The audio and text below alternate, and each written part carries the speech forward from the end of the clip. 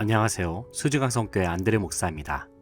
온라인 신앙 강좌 큐티하는 방법 네 번째 순서로 본문 읽기를 통한 내용 파악하기에 대해서 함께 생각해 보겠습니다. 큐티를 할 때에 정확한 묵상을 하기 위해서는 본문이 어떠한 내용과 의미를 지니고 있는지 파악하는 것이 매우 중요합니다. 그렇다면 우리는 어떠한 방법으로 본문의 내용을 파악할 수 있을까요? 이 시간 몇 가지의 방법을 여러분에게 소개해 드리겠습니다. 첫째, 반복해서 읽는 것입니다. 우리가 성경을 반복해서 읽게 되면 처음에는 이해가 되지 않는 부분도 점차 익숙해지면서 깨달아지는 것을 경험합니다. 하용조 목사님은 성경을 100번을 읽으면 성경에서 소리가 난다고까지 표현을 하셨습니다. 큐티할 때에 그날의 본문을 읽는 것은 매우 중요합니다. 우리는 본문을 읽으면서 마음속에 본문을 정리할 수 있어야 하는데 다른 사람에게 설명할 수 있을 정도로 본문이 정리되어 있어야 합니다. 만약에 머릿속에 정리되는 듯해도 우리의 말로 표현할 수 없다면 그것은 성경의 내용이 제대로 정리되어 있지 않다고도 볼 수 있습니다. 둘째, 주제문을 작성하면서 읽으십시오. 본문을 읽을 때에 주제문을 작성해야 하는 이유는 큐티할 때의 본문의 주제와 맥락에서 벗어난 묵상과 적용을 피하기 위해서입니다. 주제문은 주어진 본문을 여러 번 읽고 문장 형태로 완성해 봅니다. 여기서 좋은 주제문이란 읽은 본문 전체를 아우를 수 있는 본문 전체의 주어와 목적어, 서술어가 들어있는 하나의 문장을 말합니다. 마태복음 1장 18절로 21절을 예로 들어보겠습니다. 예수 그리스도의 나심은 이러하니라. 그의 어머니 마리아가 요셉과 약혼하고 동거하기 전에 성령으로 잉태된 것이 나타났더니 그의 남편 요셉은 의로운 사람이라.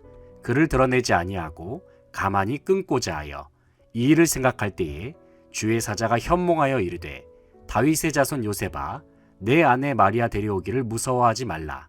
그에게 잉태된 자는 성령으로 된 것이라. 아들을 낳으리니 이름을 예수라 하라.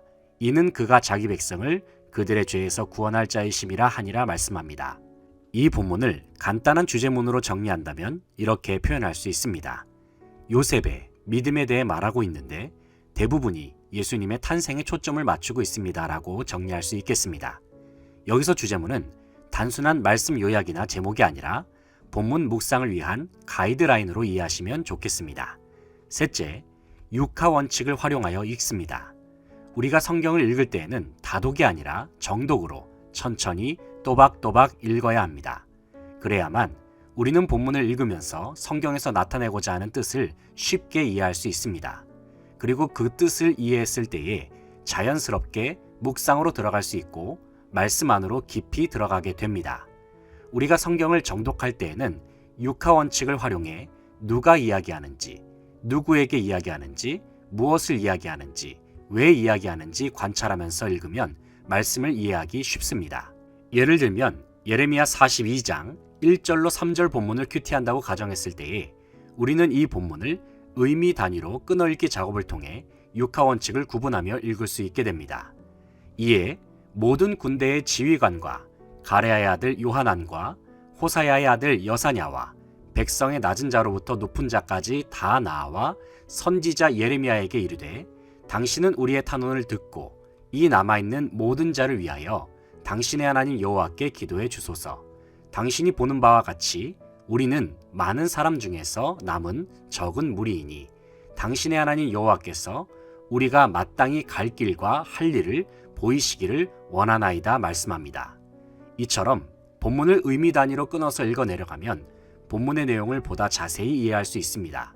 그리고 이후에 해야 할 일은 읽기를 통해 이해된 성경 말씀을 각 절마다 어떤 내용이었는지 큐티 노트에 정리해 보는 것입니다. 예를 들면 이렇게 하시면 좋습니다. 1절, 모든 지도자가 예레미야에게 한탄하면서 어려운 일들이 있는데 자신들을 위해 예레미야의 하나님께 대신 기도해달라고 부탁한다. 2절, 이미 다른 사람들은 다 도망가고 남아있는 적은 무리를 위해. 3절, 기도를 통해 자신들의 가야 할 길과 해야 할 일을 알려달라고 부탁한다. 아무리 어려운 본문이라 할지라도 이런 방식으로 본문을 끊어서 천천히 읽고 육하 원칙에 대입하듯이 풀어보면 쉽게 이해할 수 있습니다. 이 방법이 익숙해지도록 반복해서 연습해 보시기 바랍니다. 익숙해지면 무엇을 읽든지 머릿속에서 이 과정이 자연스럽게 이루어질 것입니다. 존 위클리프는 일반적인 성경 읽기의 요소를 다음과 같이 요약합니다. 당신이 만일 성경에 무엇이 쓰여 있는지 살펴볼 뿐 아니라 누구에 대해서, 누구에게, 어떤 말로, 언제, 어디서, 어떤 의도로, 어떤 환경에서 쓰였는지 주의해보고 이전에 일어났던 일을 고려하며 그 이후에 발생한 것을 본다면 성경을 이해하는 데 큰 도움이 될 것이다 말했습니다. 하나님의 말씀을 읽으면서 그 의미와 내용이 정확하게 내 마음속에 새겨질 때에 우리의 큐티는 더욱 깊고 풍성한 묵상의 시간으로 만들어질 것입니다. 지금까지 우리는 본문을 읽을 때에 내용을 파악하는 요령에 대해서 이야기를 나눠보았습니다. 저는 수지광성교회 안드레 목사였습니다. 다음 시간에 찾아뵙겠습니다. 감사합니다.